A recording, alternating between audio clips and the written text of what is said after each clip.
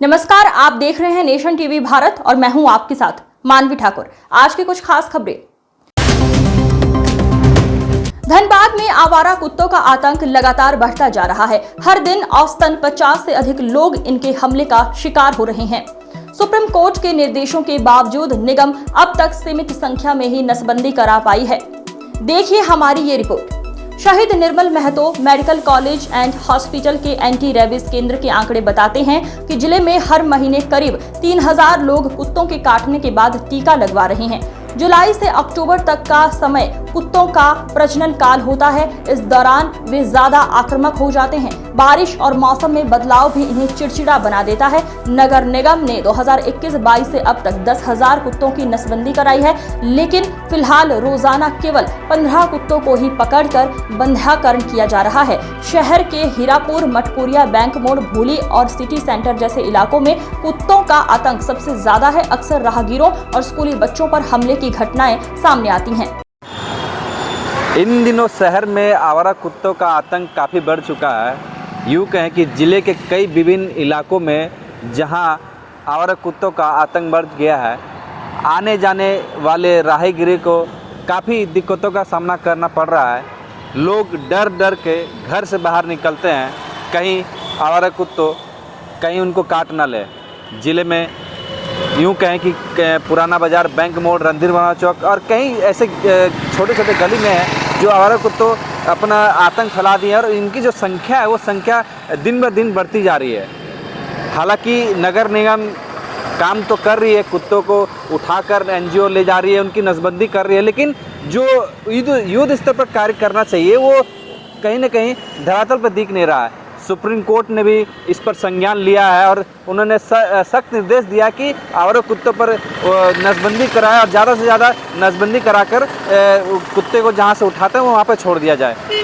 आइए हम सीधे बात करते हैं डॉक्टर सिविल सर्जन के, ज़िले के सिविल सर्जन से और साथ ही साथ निगम के अधिकारी से बात करेंगे और क्या कुछ उनका कहना है सीधे तौर पर उनसे जानेंगे। जैसा कि ज़िले के CS हमने बात किया और उन्होंने सीधे तौर पे ये कहा कि हमारे यहाँ पर काफ़ी मात्रा में यूँ के सदर अस्पताल और धनबाद के SNMMCH में काफ़ी एंटी रेबीज का उपलब्धि है। लोग जो भी आ रहे हैं, जिनको कुत्ते काट रहे हैं, उनको सीधे तौर पर अच्छी एंटी रेबीज डोज दिया जा रहा है। कहीं न कहीं एंटी डोज की कमी नहीं है।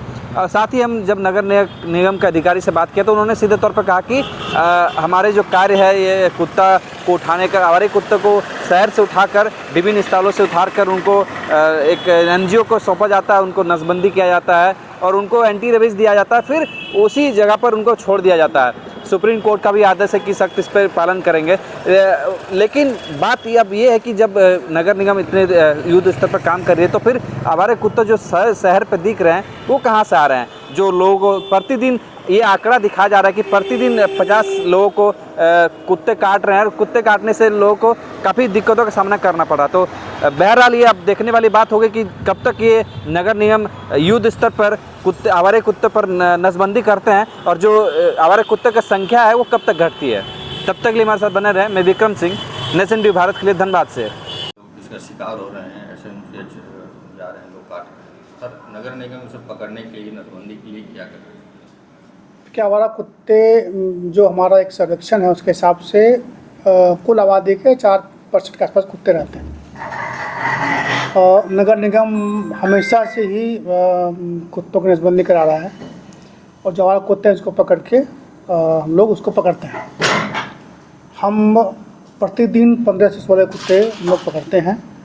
हमारा जो काम करने का तरीका है, जो हमें अलाउ करता है नियम, उसमें है कि कुत्ते हम लोग पकड़ते हैं, की नसबंदी करते हैं, उसको हम लोग एंटी रेबीज वैक्सीन लगाते हैं। उसके बाद उसको जहाँ से लाते हैं वहीं पर उसको छोड़ दिया जाता है। ये हमारा SOP है काम करने का, तो हम लोग इसी के तहत में काम करते हैं। और कहीं भी शिकायतें मिलती है हम लोग अपनी टीम वहाँ पे भेजते हैं, वहाँ पर काम होता है। कितने अभी तक 2 महीने के आसपास बरसात के टाइम में कितने का सर आंकड़ा क्या? देखिए आंकड़ा हमारा ये एवरेज में है, हमारा पर डे करीब 15 के आसपास नसबंदी हम लोग कुत्ते पकड़ते हैं। सारा उसमें जो उसका परसेंटेज है वो हम लोग करते हैं।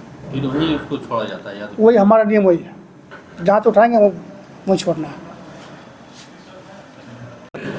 सर जिले में कुत्तों का आतंक बढ़ गया है। आए दिन लगभग 100 से 150 लोगों को कुत्ता अपना शिकार बना रहा है। एंटी रेबीज डोज जो है वो लगातार लोगों को मिले, इसके लिए क्या कुछ आपके पास?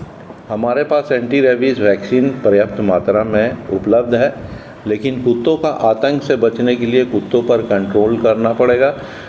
कुत्तों का जो व्यवस्था है, इस तरह से लावारिस कुत्ते बहुत ज़्यादा हो गए हैं, तो लावारिस कुत्तों को शहर के बाहर छोड़ा जाता है, पकड़ के शहर के बाहर छोड़े, फिर वो लौटेंगे, फिर पकड़ेंगे, फिर छोड़ेंगे, और उनका नसबंदी भी किया जाता है, वो भी प्रक्रिया है।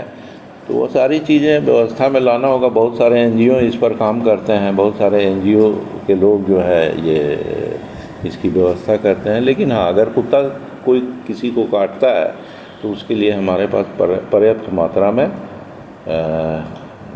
एंटी रेबीज़ वैक्सीन उपलब्ध है, लेकिन इसको स्वास्थ्य उपकेंद्र और घर घर उपलब्ध नहीं कराया जा सकता है। ये कोल्ड चेन में ही रखा जाएगा, क्योंकि उस कोल्ड चेन, उस नियंत्रित तापमान पर ही इसकी गुणवत्ता बचाई जा सकती है। तो वो कहाँ लगेंगे सर? अगर धनबाद सदर में लगेंगे, आपके पीएमसीएच में लगेंगे, सदर हॉस्पिटल या पीएमसीएच, यहाँ कोल्ड चेन व्यवस्था रहता है और इसके टेक्निकल हैंड भी यहाँ उपलब्ध रहता है। एग्रेसिव होने का क्या कारण है?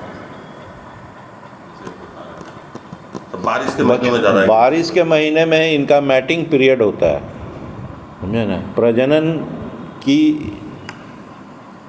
अवधि होती है, उस अवधि में ये थोड़ा एग्रेसिव होते हैं। और ये बारिश के मौसम में ही अभी कौन सा चल रहा है, अगस्त, जुलाई, अगस्त, सितंबर, अक्टूबर, यही इनका मैटिंग पीरियड होता है और इसी अवधि में ये एग्रेसिव होता है।